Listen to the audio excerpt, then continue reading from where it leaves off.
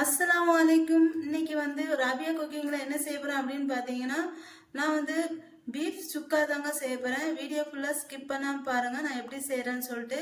இந்த மாதிரி செஞ்சீங்கன்னா ரொம்ப டேஸ்ட்டாக நல்லா இருக்கும். இது மட்டன்லேயும் செய்யலாம். இப்போ இதுக்கு நான் தேவையான பொருட்கள் சொல்லிடுறேன். நான் ஒரு சின்ன வெங்காயம் ஒரு 15 எடுத்திருக்கேன். இந்த மாதிரி நீள நீளமாக கட் பண்ணி எடுத்துக்கோங்க. அடுத்து ஒரு சின்னதாக ஒரு தக்காளி எடுத்திருக்கேன். 1.5 ஸ்பூன் இஞ்சி பூண்டு பேஸ்ட் எடுத்திருக்கேன். கொஞ்சம் மல்லி இலை, கொஞ்சம் கருவேப்பிலை எடுத்திருக்கேன். அடுத்து 1/2 kg பீஃப் எடுத்திருக்கேன். இந்த பீஃப் இந்த மாதிரி சின்ன சின்னதாக கட் பண்ணி வச்சுக்கோங்க. அடுத்து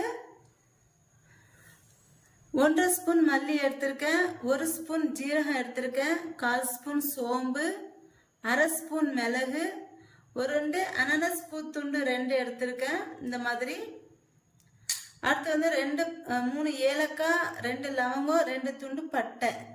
அடுத்து 6 பாதாம் எடுத்திருக்கேன். இந்த பாதாமுக்கு உங்களுக்கு பாதாம் சேர்க்க விருப்பம் இல்லை அப்படின்னா ஒரு 50 ml தேங்காய் பால் சேர்த்துக்கோங்க. இந்த மாதிரி 2 துண்டு எடுத்து நல்லா அரைச்சிட்டு நல்லா கெட்டியாக எடுத்து ஊற்றிக்கலாம். இது இப்போ இது எல்லாத்தையும் எப்படி செய்யறதுன்னு சொல்லிட்டு பார்க்கலாம். இப்போ ஃபர்ஸ்ட் ஒரு குக்கரில் நான் பீஃப் எடுத்து வச்சுக்கிறேன். நல்லா தண்ணி வடிச்சிட்டு இதை எடுத்துக்கிறேன். எடுத்துட்டு இதில் இஞ்சி பூண்டு பேஸ்ட் சேர்த்துக்கிறேன். அடுத்து தேவையான அளவு உப்பு சேர்த்துக்கிறேன். அடுத்து ஒரு 1/4 ஸ்பூன் மஞ்சள்தூள் சேர்த்துக்கிறேன். இப்போ இதை ஒரு 5 விசில் நான் வச்சு எடுத்துக்கிறேன். இதை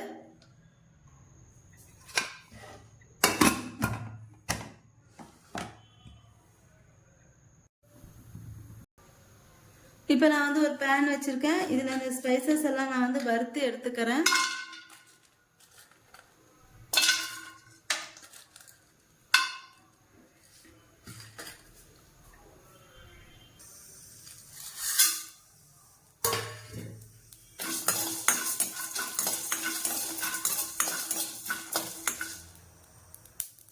இப்போ இதெல்லாம் நல்லா வறுத்தாச்சு.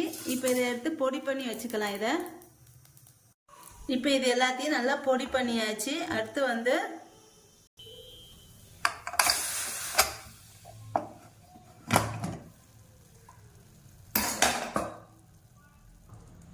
இப்போ இந்த பீஃப் நல்லா வெந்துருச்சு.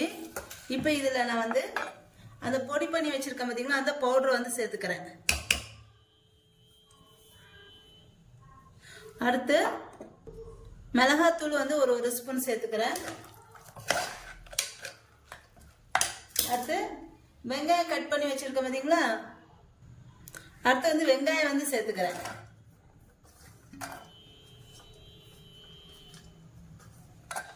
இப்போ அதே நல்லா கலந்து விட்டுக்கணும். அடுத்து இப்போ ஒரு பேன் வச்சிருக்கேன். இது காஞ்சதுக்கு அப்புறம் கொஞ்சம் எண்ணெய் ஊற்றிக்கிறேன். அடுத்து இதில் இப்போ இந்த எண்ணெய் காஞ்சதுக்கு அப்புறம் இதில் கொஞ்சம் கருவேப்பிலை, அடுத்து 2 பச்சை மிளகாய் சேர்த்துக்கிறேன். இப்போ இதில் நம்ம ஒரு தக்காளி வச்சுருக்கோம் பார்த்தீங்களா, அந்த தக்காளி சேர்த்துக்கிறேன். சேர்த்துட்டு அதில் கொஞ்சமாக மல்லி இலை சேர்த்துக்கிறேன். இப்போ தக்காளி நல்லா வதங்கணும்.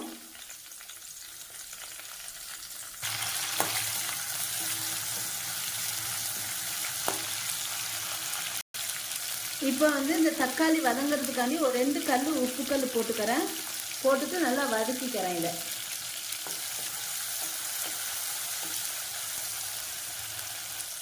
இப்போ இந்த தக்காளி நல்லா வதங்கினதுக்கப்புறம் நம்ம இந்த பீஃபை போட்டுக்கலாம்.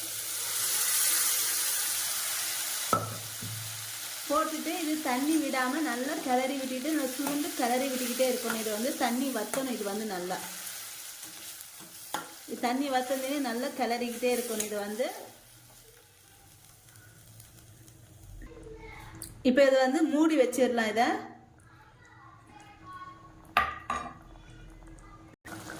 அடுத்து ஒரு டைம் மூடி வச்சு நல்லா கிளறி விட்டுட்டு திரும்ப மூடக்கூடாது. தண்ணி வத்தாது. அதுக்காண்டி மூடாமையிட்டு நல்லா தீய ஹை ஃப்ளேமில் வச்சுட்டு நல்லா சுருளை கிளறிக்கிட்டே இருக்கணும்.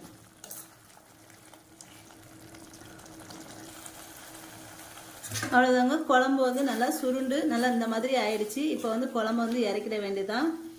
நீங்கள் சின்ன வெங்காயம் கிடைக்கலன்னா பெரிய வெங்காயம் கூட சேர்த்துக்கலாம். பெரிய வெங்காயம் இருந்தால் மீடியம் சைஸ் ஒரு வெங்காயம் சேர்த்துக்காங்க. இது ஒயிட் ரைஸ்க்கு எல்லாத்துக்குமே ரொம்ப நல்லா இருக்கும். அவ்வளோதாங்க, பீஃப் சுக்கா வந்து ரெடி ஆயிடுச்சு. கண்டிப்பாக இந்த மாதிரி ட்ரை பண்ணி பாருங்கள், டேஸ்ட் ரொம்ப நல்லா இருக்கும். என்னோட இந்த வீடியோ உங்களுக்கு பிடிச்சிருந்தா லைக் அண்ட் கமெண்ட் ஷேர் பண்ணிக்கோங்க. என்னோட சேனலை மறக்காமல் சப்ஸ்கிரைப் பண்ணிக்கோங்க.